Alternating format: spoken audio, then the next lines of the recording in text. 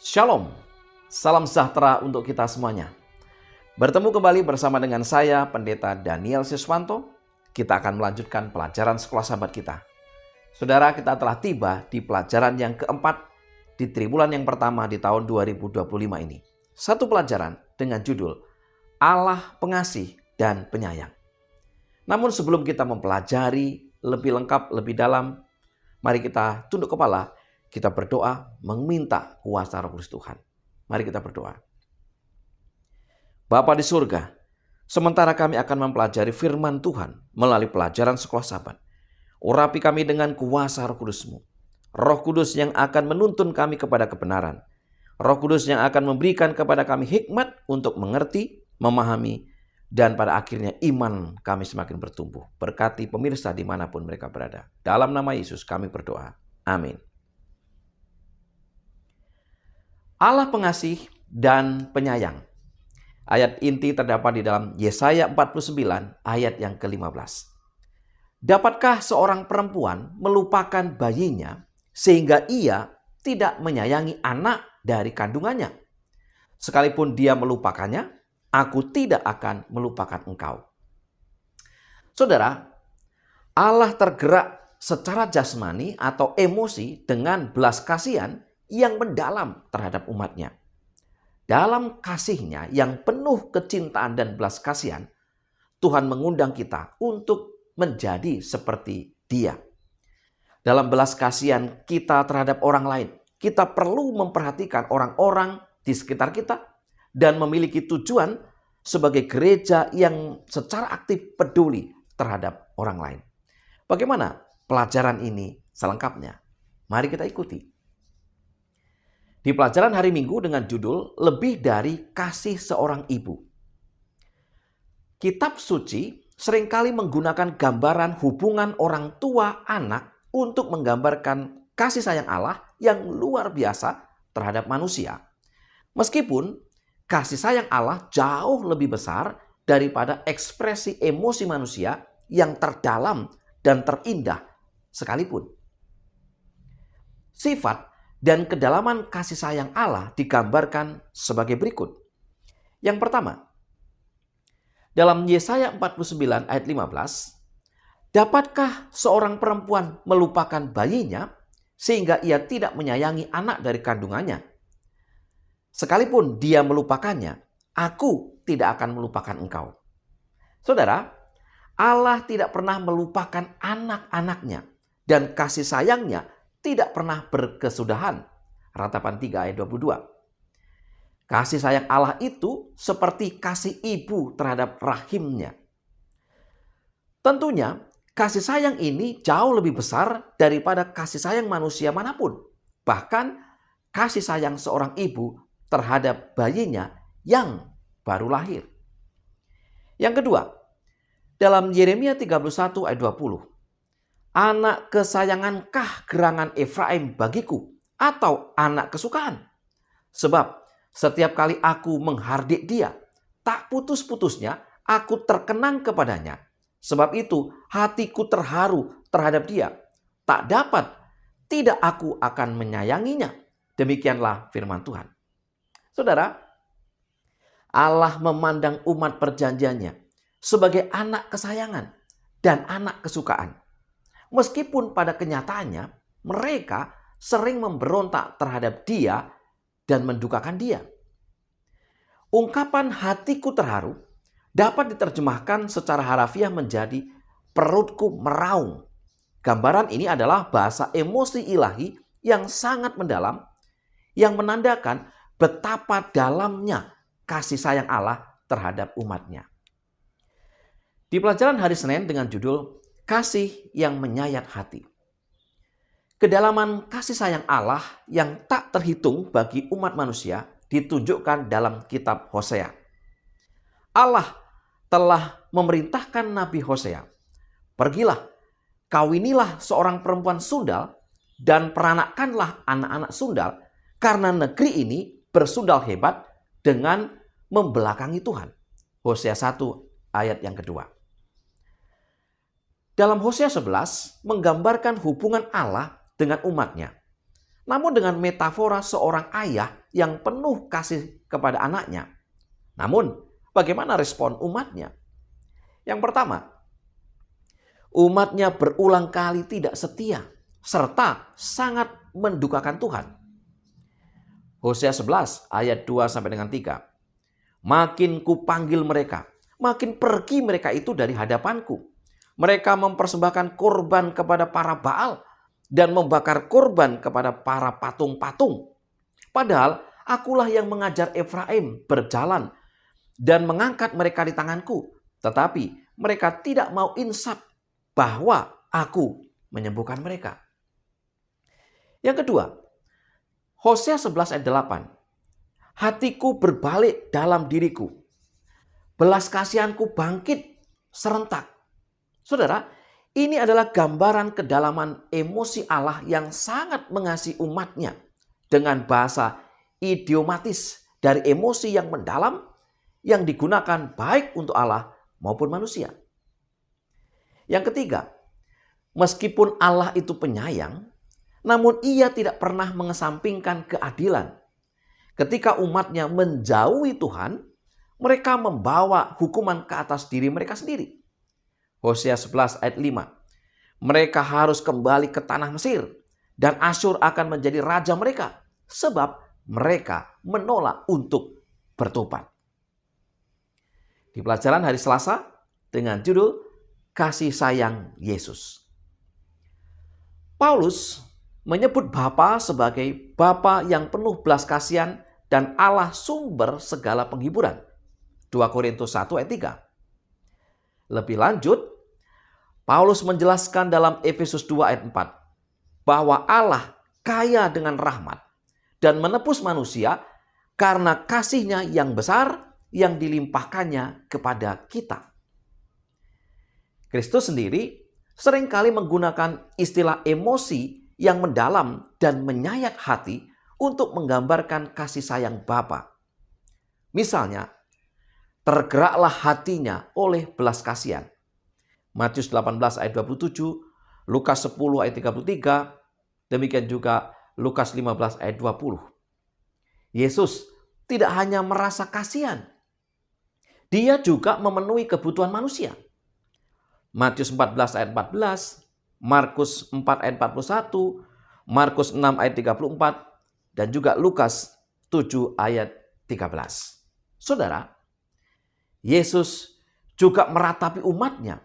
Air matanya mengalir karena kedegilan hati umatnya. Dia berkata, Yerusalem, Yerusalem, engkau yang membunuh nabi-nabi dan melempari dengan batu orang-orang yang diutus kepadamu. Berkali-kali aku rindu mengumpulkan anak-anakmu, sama seperti induk ayam mengumpulkan anak-anaknya di bawah sayapnya, tetapi kamu tidak mau.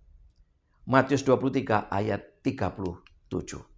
Saudara, banyak ahli kitab suci mencatat bahwa gambaran seekor burung yang sedang menjaga anak-anaknya di timur dekat kuno adalah gambaran yang hanya digunakan untuk keilahian.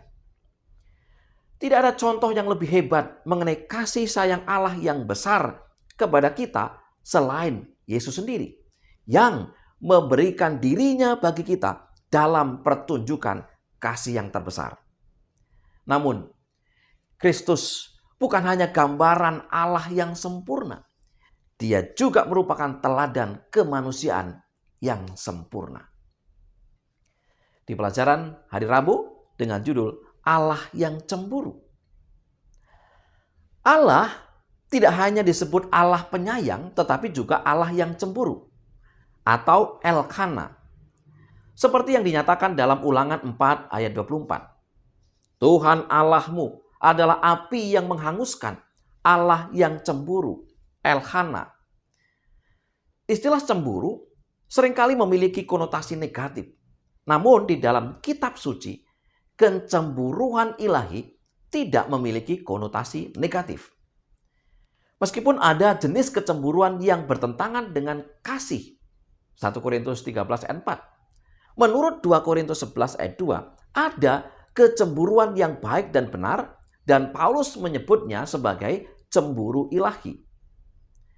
kecemburuan Allah adalah satu-satunya dan selalu merupakan jenis yang benar dan mungkin lebih baik jika dikatakan sebagai kasih Allah yang penuh hasrat terhadap umatnya. Hasrat Allah atau Hana terhadap umatnya berasal dari kasihnya yang mendalam kepada mereka. Namun, Allah sering digambarkan sebagai kekasih yang dicemooh, yang kasihnya bertepuk sebelah tangan. Misalnya, tercatat di dalam Hosea 1 sampai dengan Hosea pasal 3, Yeremia 2 ayat 2, Yeremia pasal 3 ayat 1 sampai dengan 12. Jadi, kecemburuan atau hasrat Allah tidak pernah terjadi tanpa alasan, namun selalu tanggap terhadap ketidaksetiaan dan orang-orang jahat. Tanpa rasa iri, tapi selalu demi kebaikan manusia. Di pelajaran hari Kamis dengan judul Penyayang dan Berhasrat. Saudara, tidaklah diragukan bahwa Allah, kitab suci itu penuh kasih sayang dan penuh hasrat. Dan emosi ilahi ini ditunjukkan dengan jelas dalam diri Yesus Kristus. Kita rindu menjalin hubungan dengan orang-orang yang memberikan teladan kasih yang diuraikan dalam 1 Korintus pasal 13 ayat 4 sampai dengan yang ke-8. Namun, kita tidak bisa membuat diri kita panjang sabar dan baik hati. Kita tidak bisa membuat diri kita tidak iri, sombong, kasar, atau tidak mementingkan diri sendiri. Kita tidak dapat menumbuhkan kasih di dalam hati kita yang menutupi segala sesuatu, percaya kepada segala sesuatu, mengharapkan segala sesuatu, sabar menanggung segala sesuatu, dan tidak berkesudahan. Dalam 1 Korintus 13 ayat 7 sampai dengan 8. Kasih yang demikian dapat dihidupkan dalam hidup kita hanya sebagai buah Roh Kudus.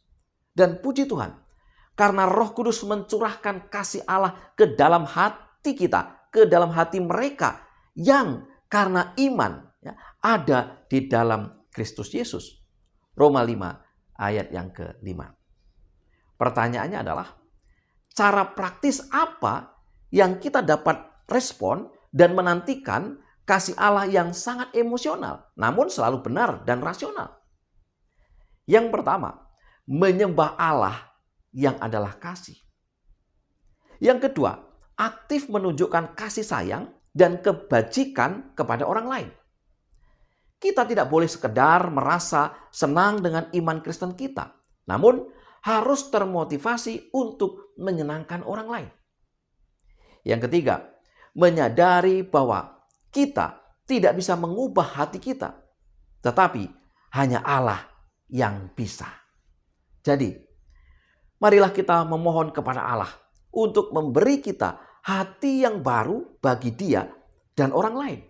Kasih yang murni dan menyucikan, yang meninggikan kebaikan dan membuang sekam dari dalam hati kita. Saudara-saudara yang dikasihi Tuhan, sebagai kesimpulan pelajaran sekolah sahabat kita. Yang pertama, kasih sayang Allah jauh lebih besar daripada ekspresi emosi manusia yang terdalam dan terindah sekalipun. Yang kedua, meskipun Allah itu penyayang, namun Ia tidak pernah mengesampingkan keadilan. Ketika umatnya menjauhi Tuhan, mereka membawa hukuman ke atas diri mereka sendiri. Yang ketiga, tidak ada contoh yang lebih hebat mengenai kasih sayang Allah yang besar kepada kita selain Yesus sendiri, yang memberikan dirinya bagi kita dan pertunjukan kasih yang terbesar. Dan kita tahu Yesus mati di kayu salib. Yang keempat, kecemburuan atau hasrat Allah tidak pernah terjadi tanpa alasan, namun selalu tanggap terhadap ketidaksetiaan dan orang-orang jahat, tanpa rasa iri, tetapi selalu demi kebaikan manusia. Dan yang kelima, marilah kita memohon kepada Allah untuk memberi kita hati yang baru bagi Dia dan orang lain.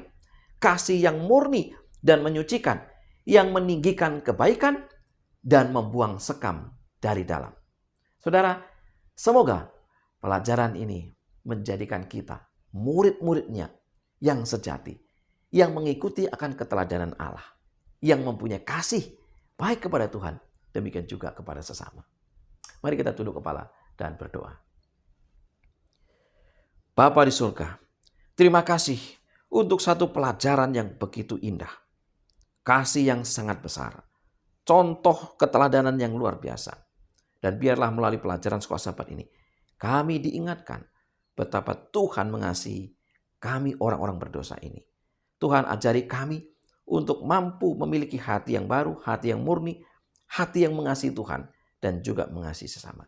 Berkati pemirsa dimanapun mereka berada. Dalam nama Yesus kami berdoa. Amin. Saudara-saudara yang kasih Tuhan, kita akan bertemu di pelajaran berikutnya. Dan semoga pelajaran ini membantu saudara menemukan poin-poin penting di dalam pelajaran ini. Selamat belajar, selamat sahabat. Tuhan memberkati kita.